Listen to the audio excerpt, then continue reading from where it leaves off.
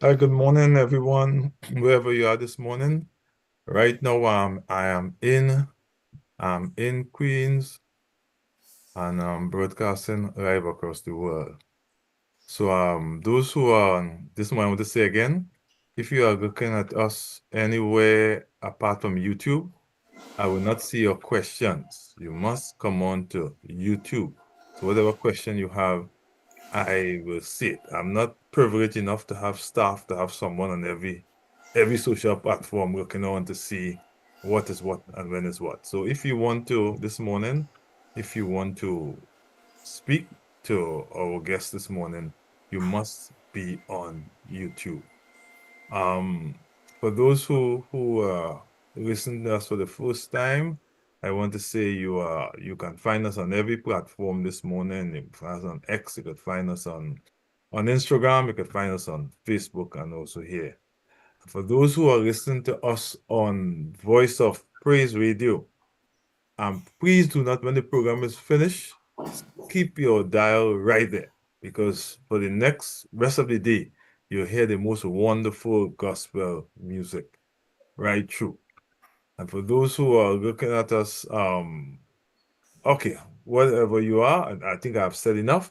At this time, we have our devotion by Sister Alison Brown. Sister Alison, good morning.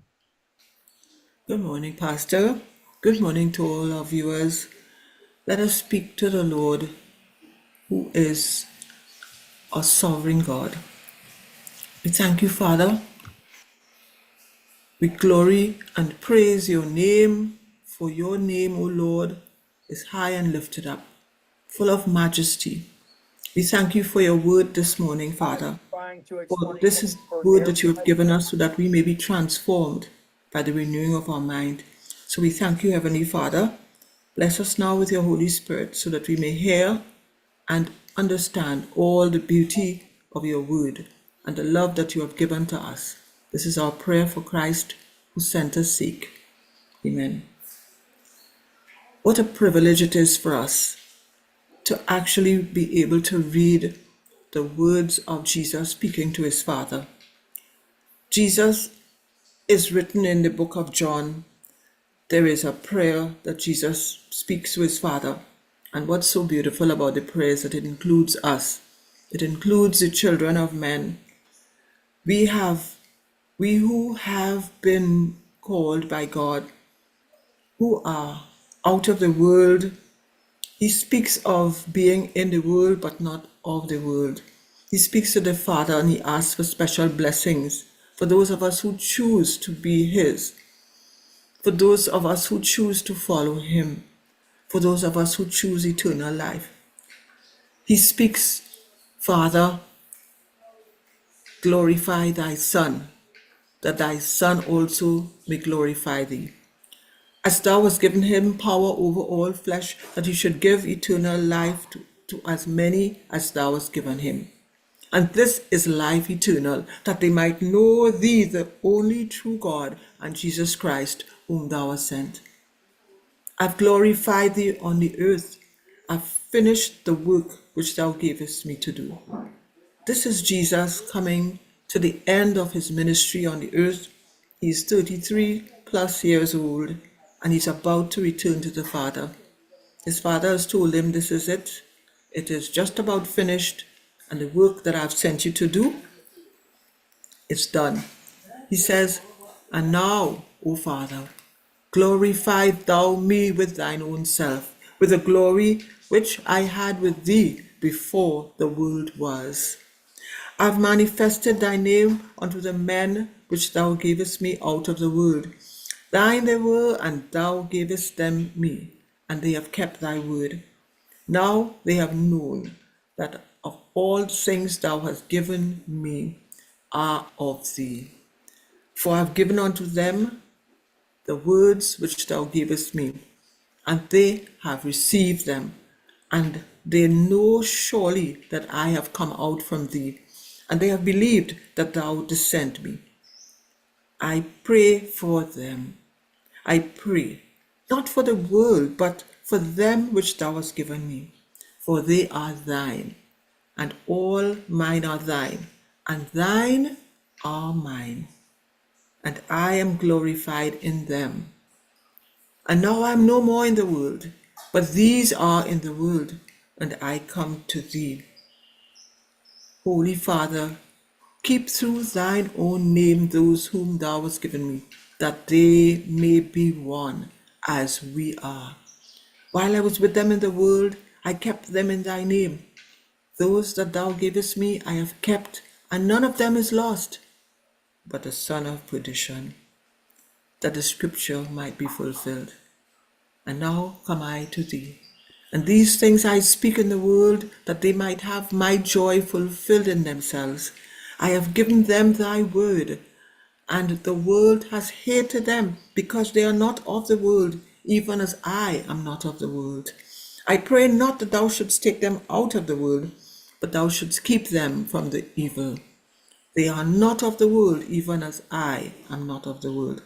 Sanctify them through thy truth. Thy word is truth.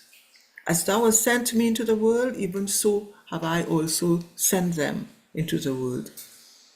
And for their sakes I sanctify myself, that they also might be sanctified through the truth. Neither pray I for these alone, but for them also that shall believe on me through their word, that they all may be one. As thou, Father, art in me, and I in thee, that they also might be one in us, that the world may believe that thou hast sent me. I think there is not anything as beautiful. There's nothing as beautiful as hearing Jesus pray to his Father on our behalf. He has prayed for something that I couldn't put into words if I could explain that on my own. If I could speak those words, I could never be as eloquent and precise and perfect as Jesus. So I love to read those words. I love to hear those words read. I love to have that blessed assurance that Jesus is mine, because it is a foretaste of divine glory that we will experience. Wouldn't you like to be a part of that experience? Isn't it wonderful to know that Jesus prayed for you, for all those who will read their word? So when we read the Gospels written by Matthew, Mark, Luke, and John, these are the words Jesus is speaking. And he sent us to do his will. He sent us to finish the work that Jesus began. So let us be assured today, assured. We have this blessed assurance that we have this glory in store, that God is there preparing mansions for us. No matter what is going on in the world, it's so hurtful. It's so sad. Men are hurting so much. Men are so in such pain. But heaven is more pain and is ready to end all of this, all of the pain and sickness and sorrow and death, and have eternal life. He has it in store for all of us. Come out of the world, he says. Come out of the world and come into Jesus. Come into life eternal. For you cannot have the world. It is enmity against God. The world is enmity against God. But God's way is the true way. And you will be in the judgment and stand righteous. Jesus will call you by your name. So come unto him today. This is his plea to you. This is his encouragement. Come unto me, all ye who labor are weary, and I will give you rest. Praise ye the Lord. Thank you. Thank you, Sister Allison. May God bless me. Your words found a resting place this morning where it can germinate and grow. Uh, as I sat here, this morning I was listening to the news. Yesterday I had a very peaceful day. I was at Utica. Not the crusade. I went to Steps to Christ, Seventh-day Adventist group there, and we had a wonderful time. I spoke a little bit there, and a line passing about the wars and how kings chose. I happened to have one of my cousin here. His cousin was a young lady who got killed in Iran. In Bahrain, somewhere there, somewhere across there, but from missile from Iran. I know he went to funeral. I know when he came back, he spoke about the waste of life. Waste of life because while the army was there and they talk about she lost her life um defending her country. Nothing could be further from the truth. She lost her life because a leader decided that he will go after Iran, two leaders, and the world will not be the same again. I want to say that to you. I will deal with it in the prophecy sometime, but the world will not be the same again. And right now we have on every continent. We have Darfur and the Congo in Africa. We have the back in Nicaragua, we have those fellas in the stirring up again in the jungle. Well, we have on the Europe that crazy war in Ukraine that seemed to be going out of control. And I must say, as a pastor, so say, well, as a pastor, you say this, but I must say I am pleased with Ukraine's response to what is happening because you can't just have a young man being killed and do nothing about it. So now the killing is on both sides, and I'm hoping that comes to an end too. That's another war. And as we look around the world, the wars are everywhere. We are all we were spared. We were spared in the Caribbean here that that Venezuela did not respond in the way we thought they could have responded when they came to kidnap Maduro. And we were spared. But through it all, what has happened to every single war are the indolence of leaders, the foolishness of leaders, the insipid action of leaders. And we have been led in that direction. I hope you all wake up and see. But once we hitch on to America, 2 weeks ago at the UN, the guy who wrote the rapporteur who wrote the idea that it is genocide is going on in Gaza against the Palestinians. He was rejected by 10 countries to be reappointed. Thank God 144 countries were wise enough to reappoint this guy who seemed to be very unbiased and very, very I want to use the right words this morning because we live in that time when people picking you up from talking to your friends. You can be jailed for talking to your friends in a private conversation. This is the craziness that have descended upon our country. So I want to choose my word properly. But he's a guy, he studied the whole thing and he reported to the UN that there's genocide, took his name. And for his reappointment, 10 countries did not vote for his reappointment because he is saying that is a genocide in Gaza. And the 10 countries are Mali, dictatorship, overthrew the government 2 years ago. A despot is in charge, suspend the constitution. Burkina Faso with Ibrahim Traoré, same thing, same thing. They suspend the constitution, overthrow the government. They voted against the guy. Israel, we don't know Israel, the most hateful country in the world. They voted against it. Argentina, well, I don't have to say much more of that, voted against it. I don't have the names of the folks, but only despotic countries. America also voted against it. And then one would think that we would have more sense in the Caribbean here. Trinidad and Tobago also voted against this man being appointed. I said that to say this, we are going down a road, a tragic road on that. And while you all are jumping up and saying who say what and this racist and that racist, I am saying there's a bigger picture here that the country need to wake up to. The American sanctions on Cuba, who have been a friend to us for all these years, our country supported that also. Right now, the America is trying to tear the ICC, the International Criminal Court, tear it down. And I'm going to say to you this morning, I hope I'm wrong.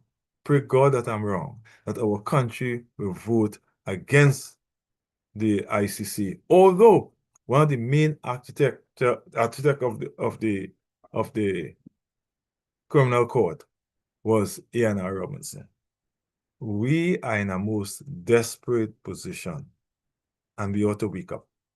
Because it's getting worse by the day. It's getting worse by the day. The world and Trinidad and Tobago response and where we are on the national scene is also getting worse. As I told my cousin yesterday, I said, this girl died not defending no country. She died because two old men, war in their bones, no decency whatsoever, have no problem in people dying, sent and attack Iran. If that was not done, she would have been alive tomorrow. They would have, yesterday, I mean, they would have no funeral and everything would have been well. Friend, we need to wake up and see where the world is going. A word to the wise is sufficient. At this time, we have with us, Yolande, where disappeared to? We have with us Candice and Debbie. Those are very, very diligent. All right. Now, Yolande, Yolande had been with me many years ago, twice, 3 times on the program. That's when we was at 1 or 2 or somewhere there. So, and she's here this morning because I was going through my stuff. I had a chaplain to give a very special testimony. And then I recognized 2 things I missed. I missed the 27th of July, which is an important day in our calendar to bring someone who would have been relevant to that. I missed also Emancipation Day. So I said the breastfeeding week, I would not miss it. So I know Yolanda is very good at this thing. I call my friend Diane and Diane hook her up for me. And this morning she's here. She's a lactation specialist. That's what it is, Yolanda? Your mic is off still. Your mic is still off, Yolanda. Sorry. Nice. Yeah. Lactation midwife. Midwife. So I suppose I have 3 young ladies to ask you questions on that this morning. I see Dan is on, so Dan may ask you some questions also. So I just want us to begin to say, what is a lactation midwife? Are they the same thing interchangeably, or they are 2 different things that you have linked as one? Well, I was first trained as a registered nurse. By the way, I celebrated my 40th anniversary as a registered nurse. I mean, 40th anniversary. You started as a 40 teenager or years, something? 40 years in nursing. You started as a teenager or something? Maybe. Maybe not. I was an adult. Yeah. And and then I was trained as a midwife. 28 years ago, I started my training as a midwife, and then I became a health visitor so that I could work out in the community, in the health centers.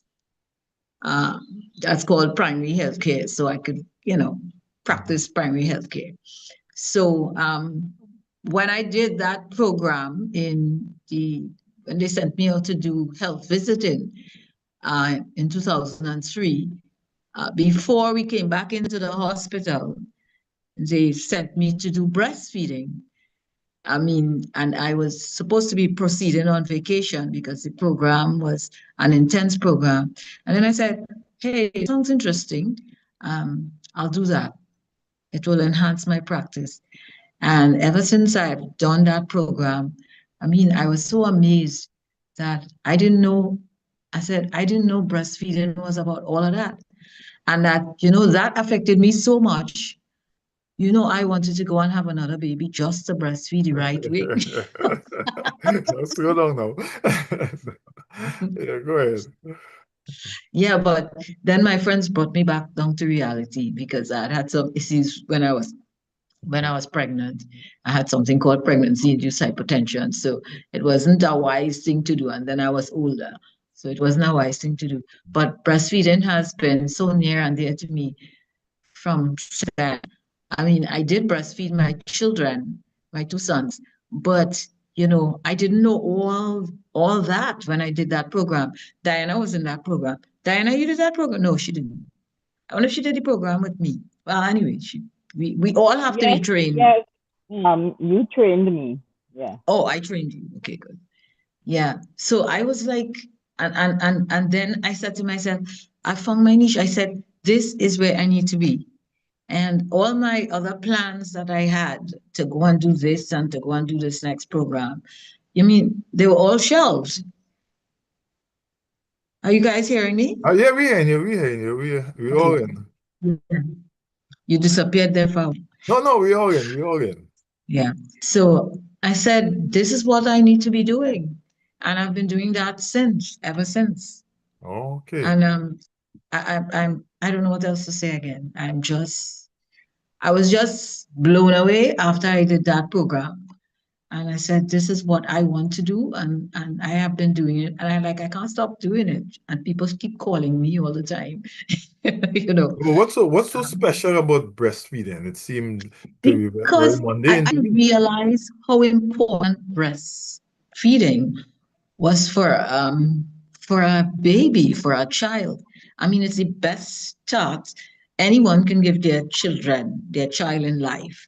I mean, it is estimated that over 1 million children die globally every year because they who don't breastfeed, children who don't breastfeed, because they die from infections and diseases which could be prevented through breastfeeding if they had been breastfed and if they had been breastfed adequately and in the right way.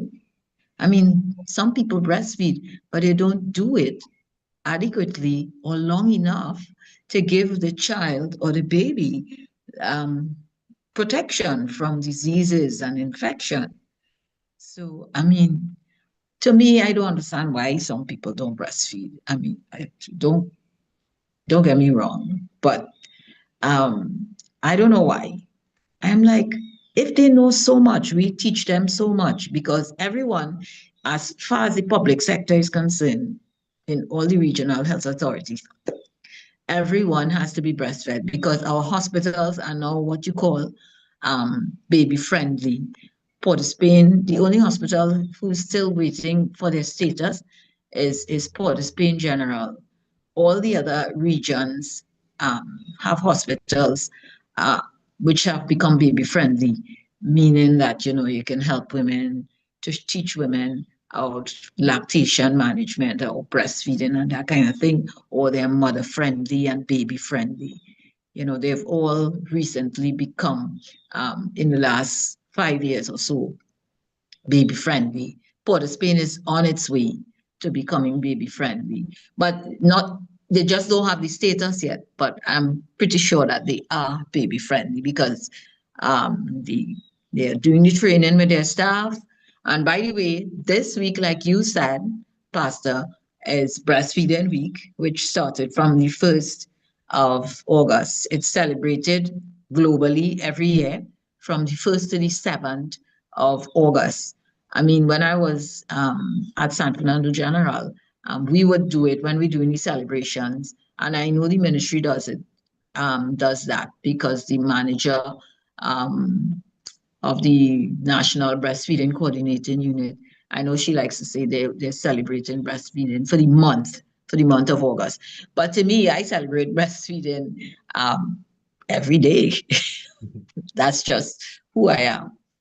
I mean, because the recommendation is that a child should breastfeed only breast give child should be a baby should be given breast milk only for the first 6 months of the baby's life. The baby doesn't need anything else because breast milk is the perfect food for a newborn baby.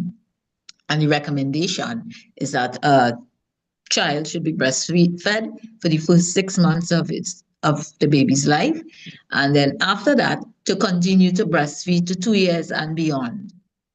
Right, so we have people who are still breastfeeding their children at 3 years and 4 years.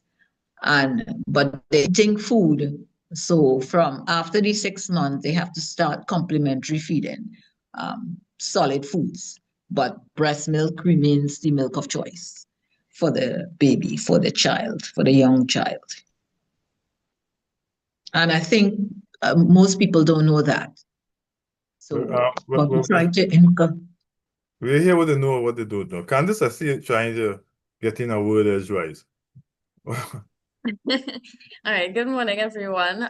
So yes, I am hearing, listening, from what you would have said, hearing that, breastfeeding is, the best source of nutrition for a newborn and the recommended period of time and these benefits to the baby and these sorts of things. I want to, clarify something. Is it that breastfeeding is recommended for every single mother, or is it that certain mothers, there are certain situations where breastfeeding may not be the ideal situation for the mother? Not necessarily, I understand that the baby, that's the ideal source of nutrition, but for the mother's perspective. Yeah. So for a mother who may not be able to breastfeed, we don't have any breast banks yet. But globally, all over the world, and just right here in our region, which is in the Americas, in South America, we have a number of breastfeeding banks, donor banks. Our country has been trying to establish a bank for those babies of mothers who are unable to breastfeed. I mean, we are in a very small minority of women who may not be able to breastfeed. Maybe they're ill, maybe they ended up in the ICU after delivery, or so, or for whatever reason. I didn't want to delve into it too much because I want to discourage people from breastfeeding. But a lot of women, even though they're ill, depending on the illness, they can breastfeed. Many women. It's just a very small number of people who may not or be able to breastfeed.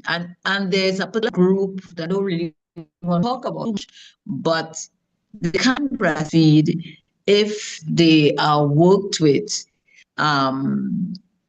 if they can afford it. But could we leave that topic for another day? Sure, there's no Because problem. it's a very I don't know how to put it. Diana, throw it in for me. Diana, are you there? Yes, but I Has understand why Diana you logged in? didn't. Yes, I am. Yeah, But because it's very ticklish. but It's it's you more know it's more from the baby perspective. yes. Yeah, that group of mothers. But the breast milk, like Miss Candice has said, is she the social worker or the I don't know She's who a she, lawyer. She's a lawyer. oh, that's the attorney. Yeah. So many women and many babies, all babies could be given breast milk. It doesn't have to be just from their mother. But like I said, in our country, Trinidad and Tobago, we haven't established the bank as yet, the breast milk storage bank. We've been talking about it for years. A group of the Ministry of Health sent a group of people, managers and stakeholders, to Brazil, who has like about over 225 breast milk banks, meaning women voluntarily donate the breast milk, the pasteurized milk, and make it safe for babies of mothers who can't give their babies their milk. So, like I said, all babies can be given breast milk, but it's just that, like Candice has said, Miss Candice said, some may not be able to. But like I said, it's a very small percentage. And I wanted to add that there are some women who are ill, and there are some illnesses that you can breastfeed. Some people think, okay, well, if I have chicken pox, or if I get COVID, or if I get this, I can't breastfeed the baby. Then more than ever, the baby needs your breast milk. You need to breastfeed because the baby was exposed to you when the chicken pox, when you got the chicken pox. So it's important that, or the COVID. So it's important that you breastfeed so that the baby wouldn't get it.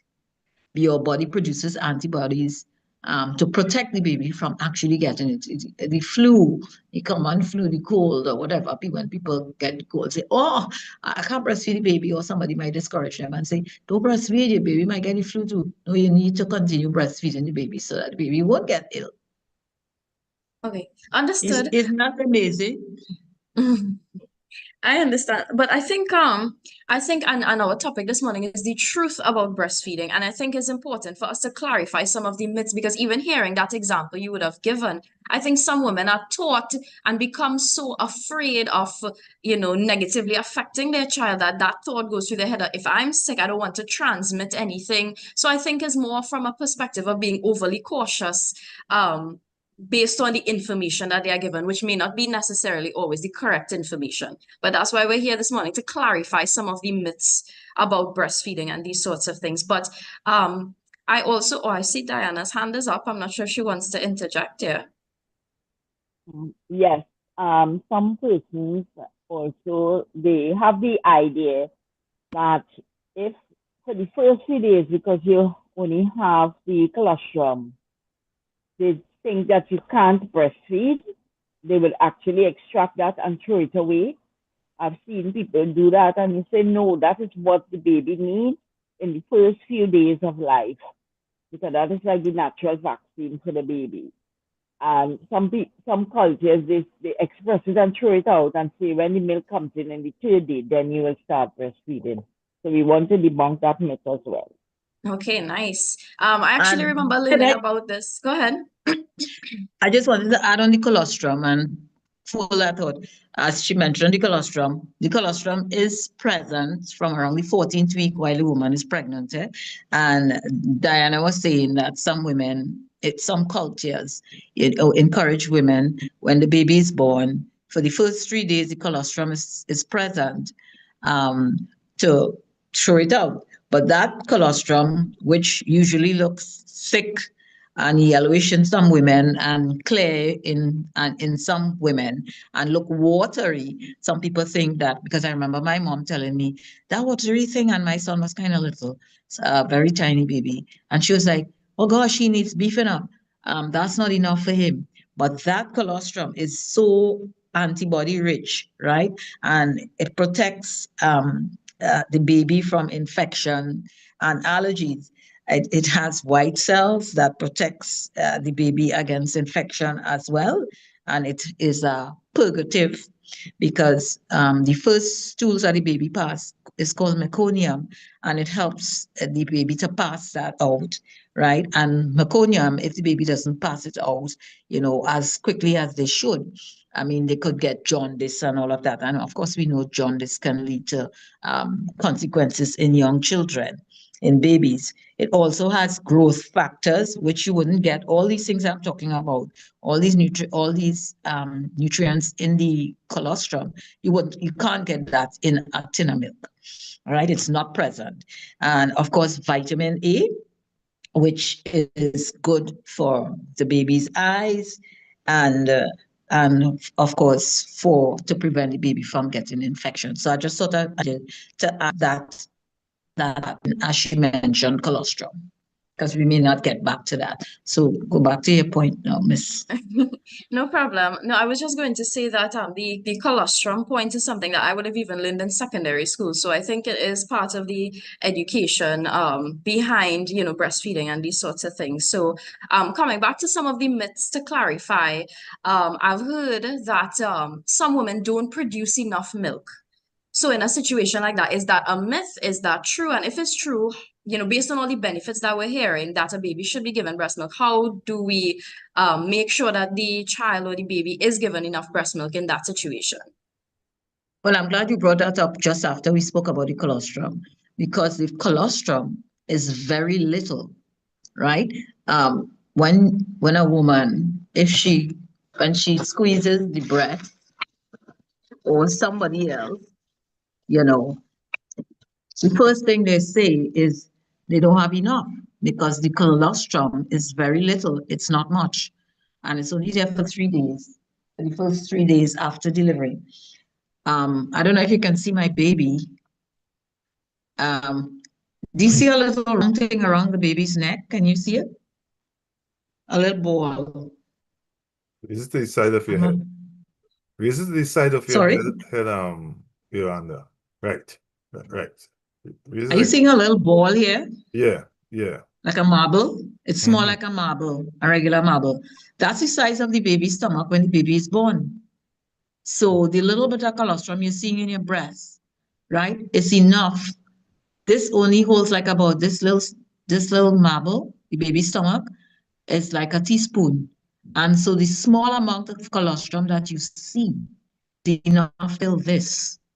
And people need to understand that. And the more the baby suckles on the breast, or the more the breast is stimulated after the baby is born, it's the more milk the woman will have. So some people believe, and I can throw this in one time, that they have to use certain things to produce milk. But no, all you need to do is put the baby on the breast. And if the baby is a tiny baby, and let's say the baby is in the NICU, in neonatal intensive care unit, and the baby can't stimulate the breast to produce, to suckle on the breast, because the milk is produced, the more milk, a woman will get a lot of milk if the breast is being stimulated. And that stimulation is either by the baby or by her expressing the breast milk. So the more milk she expresses, so the more milk comes out of the breast, is the more milk you will get. So you don't have to go and drink vervine like some people think to produce milk. And it's not vervine that's producing milk. Like I said earlier on, breast milk, the first milk, colostrum, is produced during the pregnancy from around the 14th week. So And so this so is wait, why Yolanda, so what are you saying? This whole idea that, but I've heard this since I I'm was a talking the boy. truth about breastfeeding. So so this That's your idea topic. so this idea of bovine is a whole rice there? Well, vervine it's a herb. You could drink it, yes. But some people believe that they have to drink this vervine to get breast milk, and that's not so. But we don't tell people not to drink it because it's good. Vervine is good. But the more the breast is stimulated by the baby suckling or the mother refuse removing the milk from the breast, they see more milk you will get. I have women who call me and ask me how to slow down the milk because it's too much. Because the baby, you remember, the baby suckles from the time the baby comes out, the baby starts to feed. The baby's stomach is so small, so they feed kind of often. All right. And so they feed often. And some babies feed at least, most babies, when they start breastfeeding is established, at least 10 to 12 times a day. They feed very often. So the more the baby suckles or the more you express milk, stimulate the breast, is the more milk you will get. So vervine has nothing to do with the production, but people believe in it. They want to use their vervine. Go ahead. It's not going to kill you. It's not going to harm the breast milk or anything. So that we just leave them to do it. But this is why all staff in the public sector and also in the private sector, as far as I know, but I can say for sure in the public, all those public hospitals in Trinidad and Tobago, they have been trained and they have to train. They have to renew their training every 3 years or so to about breastfeeding so that they can teach women the right thing, women and families. And I also am a part of the Trinidad and Tobago Association of Midwives, and I do the breastfeeding for them. We do our breastfeeding education virtually. We do antenatal education, that is childbirth education. Virtually, we started it since the pandemic started. The COVID pandemic started in 2020 in March, and we've been doing it. And I've been doing the breastfeeding for them. So people are being educated, and people and there's a myth too that people feel that young people are not into breastfeeding. From my perspective, from what I have, from my observations, I find a lot of young women are really into breastfeeding, and they really because they're educated. I don't know if it's because they have more access to social media and all of that, where they could pull up videos and learn about it. And maybe older people, older women are not too okra tech What savvy about as those? they. What about those, Yolanda, who think that breastfeeding will disfigure them and it's too young to have this sagging breasts and things like that? Well, is that talk to me? Well, breastfeeding doesn't sag your breast actually. It's the pregnancy. When you become pregnant, you gain weight, your breasts become fuller, bigger, and all of that. And I know a lot of women like that. I had appreciated that. So, but you have to support the breasts with the right size bra, the proper size bra. So when you get pregnant, when you become pregnant, if you can't continue to use the same size bra that you were using in your pre-pregnant state when you weren't pregnant. So you have to wear a proper supportive bra because, like I said, the breasts become fuller because the more you feed, the more you breastfeed, is the more the breast gets fuller. So you have the proper support of the breast uh, is important. And I know some women who never breastfeed and their breasts are because with aging, I mean, if you don't take care of your body, it is going to head down south. The breasts, they are going to sag. You can see that you know some women who don't have children and they have sagging breasts. You understand? And people put on weight. They don't have children. They put on weight. It's just people like to say, oh, because you get pregnant, you get fat and all of that, and you put on weight. But I know some many women who have never been pregnant and they're overweight and they have issues. So proper support of the breast is important to prevent sagging. Thanks for that. I'm gonna pass over to Debbie to ask a question at this point. Yeah. Hi, good morning. So I have two, hold on, are you hearing me? Yes, yeah. Yes. Okay. I have two questions. Is breastfeeding for mothers who are interested, who are concerned, is breastfeeding painful? And I have heard that you cannot eat certain foods or certain meals before breastfeeding because it can affect the babies. Myths or facts? Can you please let us know? So let's go over to the foods. You can eat whatever you want when you're breastfeeding. Of course, you can drink alcohol and smoke and do drugs because it will pass through the breast milk to the baby. So you can eat whatever you want. We've had baby. You can eat what you want. You don't have a special diet for breastfeeding. And people, this is what, like you said, it's a myth. People are being taught, in cultures, things are being handed down. It's the same thing with the vine, and it's the same food. Oh, you can't eat this, you can't eat that, you can't eat this, you can't eat pepper. If you're confusing your pepper, you like pepper, you can eat your pepper. Just note, however, when you're breastfeeding, and if you find you eat a certain food and you find the baby's a little bit uncomfortable, maybe you can just like watch it and see and try it again and see what will happen. But as far as breastfeeding is concerned, you can eat whatever you want when you're breastfeeding. And breast women burn calories, at least 500 calories from breastfeeding, So it's important that you eat healthy and you eat enough to satisfy you when you're breastfeeding and not to starve yourself. And of course, drink adequate amount, a supply of your water and whatever. But you can eat and drink whatever you want, except the alcohol, like I said, and the drugs, because it's going to pass through the breast milk and the baby's going to get it and it's going to affect the baby. Is there a relationship between the She asked one more, wait, oh Pastor. She sorry had sorry asked sorry another sorry question. sorry I sorry don't think I answered the other question. What's the other question? That was the food. And Is the next is one, breastfeeding painful? painful. Yeah. She was saying, so that's why we educate staff so that they can teach women how to manage or how not to get pain when they're breastfeeding.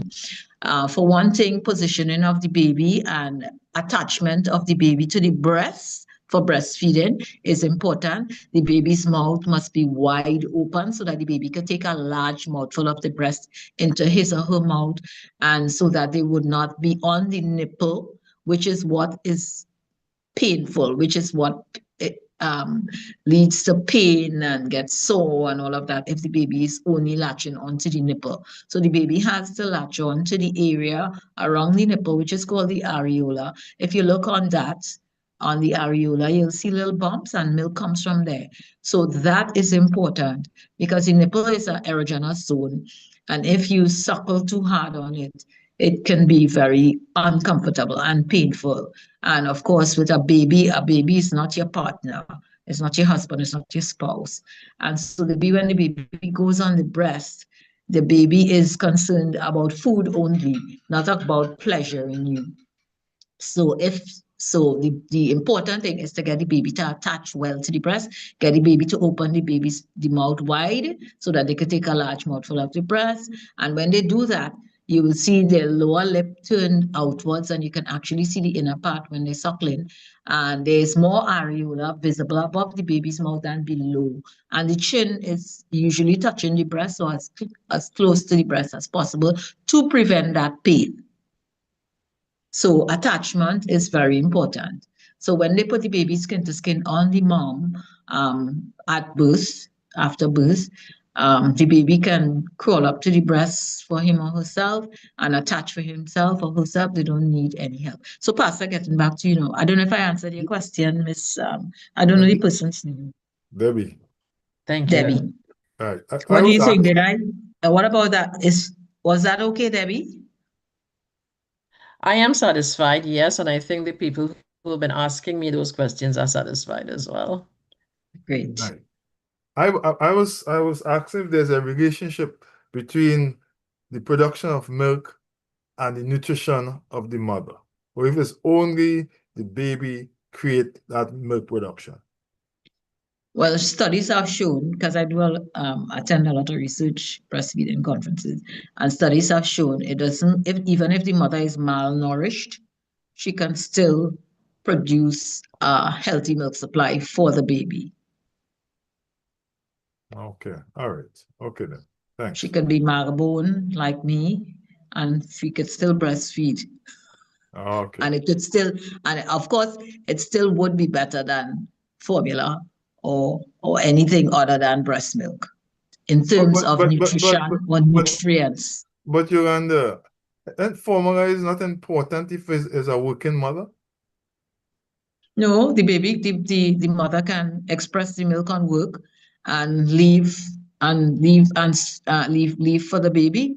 So she can start expressing before she's about to go back to work.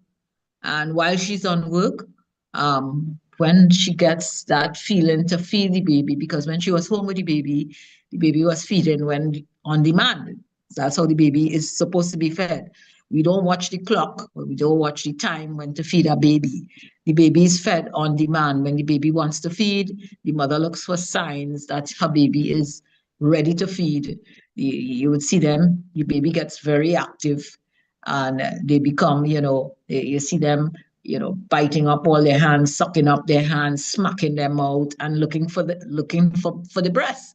And anybody who picks up the baby would, if you, pastor, if it's your baby, and the baby wakes and the mother is asleep or something, and the baby wakes to feed, and you pick up the baby, and the baby was showing signs that they want to feed, and you pick up that baby and cuddle that baby like how I was holding my little baby here, and put that baby like where I have this baby here, I guarantee you that your baby will grab onto you for breast, looking for the feed, looking for a feed. So, I don't know if I answered that question. What was the question again? That was the relationship between milk Yeah. production and nutrition. But I think Diane has a hand. Yes.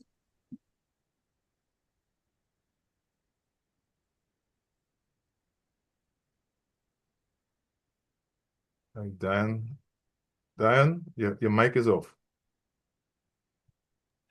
Yes, sorry about that. Yes, I had a colleague who was working in Trinidad. She had to do some training in Trinidad. She had a newborn. She didn't want the child to have formula.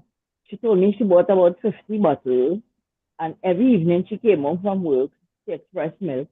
She froze those bottles, took it up on the boat when she was going home on the weekend, carry home those bottles of milk for her mother who was looking after the baby. And she did that for months. So it is possible if you committed to it, and nobody is saying that breastfeeding is easy. In fact, when we do our home visits and you look around the home and the mother has a newborn and no extra help and the house spick and span, we know she's not breastfeeding because breastfeeding takes, as Yolande says, a lot of time. You have to be committed to it. But how are you extracting this milk now? That is not a very cumbersome thing that you are doing when you're extracting this milk. Well, most working women invest in a pump, but you can't use your hand because we teach them how to hand express the milk before they leave the hospital. So they can use their hand. So it's easy to use your hand as well if you can't afford a pump, because not everybody might be able to afford a pump, but the pumps are very reasonable. And on work, you don't have to use a bottle. Well, when you're expressing with a pump, well, it would be a bottle that it's the milk is going to, but then you could bag it out. There are breast milk storage bags, and those could be frozen. It could stay out of the fridge because we live in the tropics for up to 4 hours on the counter, fresh milk.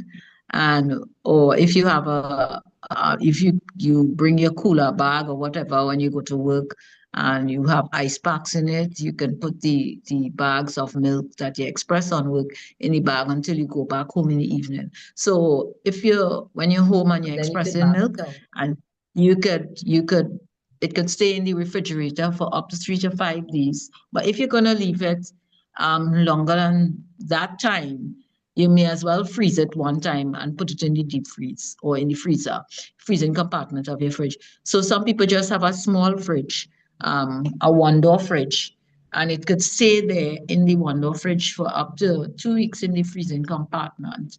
And in the two-door fridges, the freezer is either on the side or below or on top. It could stay for up to 2 to 3 months. And in a deep freeze by itself, the breast milk it could last as long as 6 months. And when the woman goes back out to work, Yeah. when she needs milk for whoever, people would want to know, well, how am I going to, give this to the baby? Come up just So you could take it out, the bag of milk, a bag, depending on how much you're leaving for the baby, take out the bag, night before, so that when the person, whoever the caregiver who's going to be feeding the baby for you, it could start to thaw out so that when they are ready to feed the baby, when the mother is not there, it will thaw out. And there's a cup, and they can use a cup to cup feed. Why a cup? Because it's easier to keep clean. It doesn't have those grooves around the like a bottle has, that you have to clean and sterilize. A cup, you could use a cup and you can just wash it out with hot soapy water, pour the breast milk in it, get a small bowl or something, um, and put some warm water. And notice I said warm water, not hot water. Put some warm water in the bowl. This is your cup, the person who's going to feed the baby when you're not home.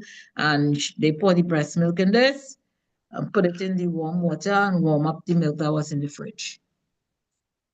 And feed the baby with a cup instead of using a bottle and a nipple, which is harder to clean. And a bottle feeding is what gets a lot of children sick, because mothers don't even know how to sterilize a bottle first to begin. When I ask people, when people who are using bottles, and I ask them how they sterilize their bottles, they would tell me, oh, I will just pour some hot water on top the bottle, and they think that is sterilizing. Whereas if you don't have like a sterilizer, you would probably have to boil the bottles. So isn't it easier just to have use a cup and just feed the baby? I hear you. I mean, like Diana mentioned, sorry. that it's a lot of work.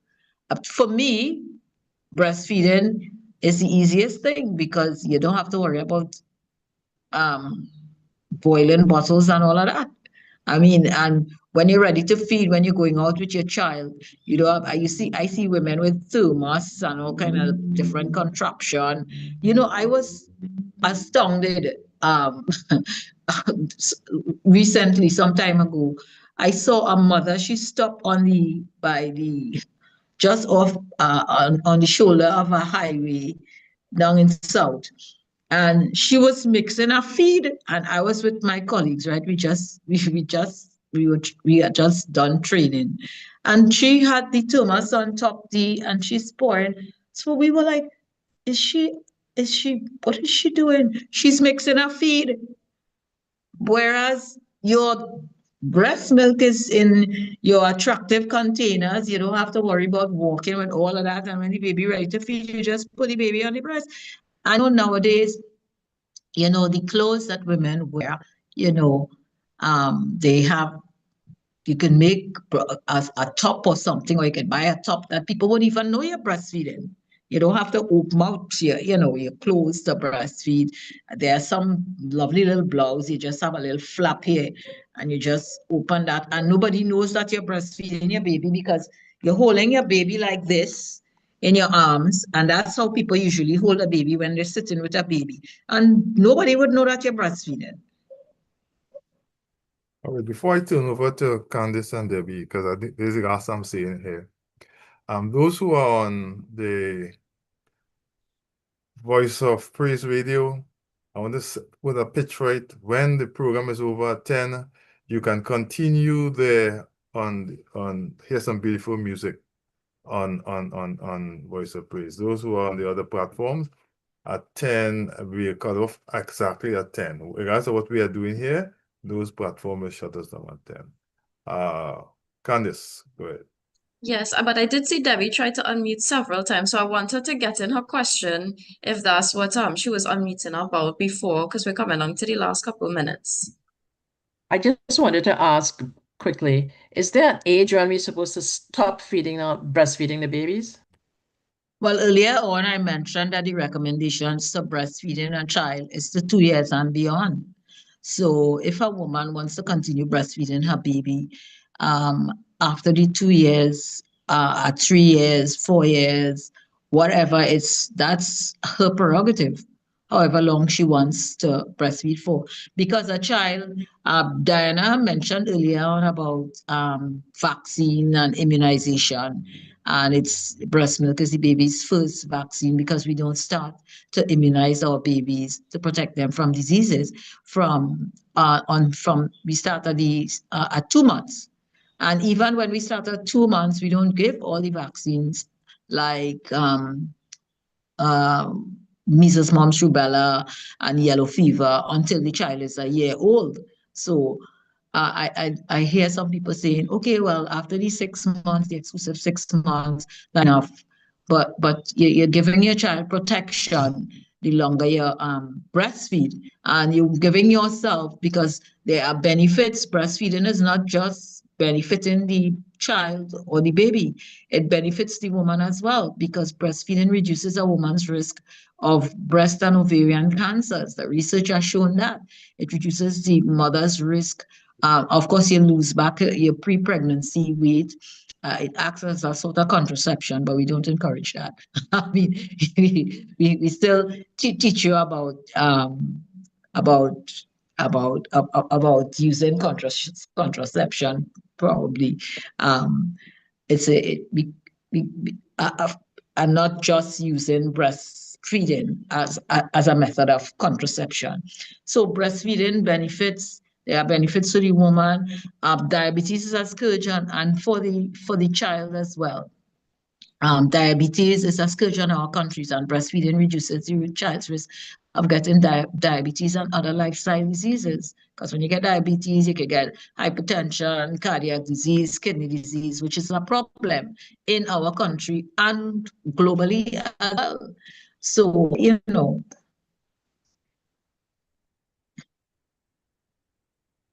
am I still hearing?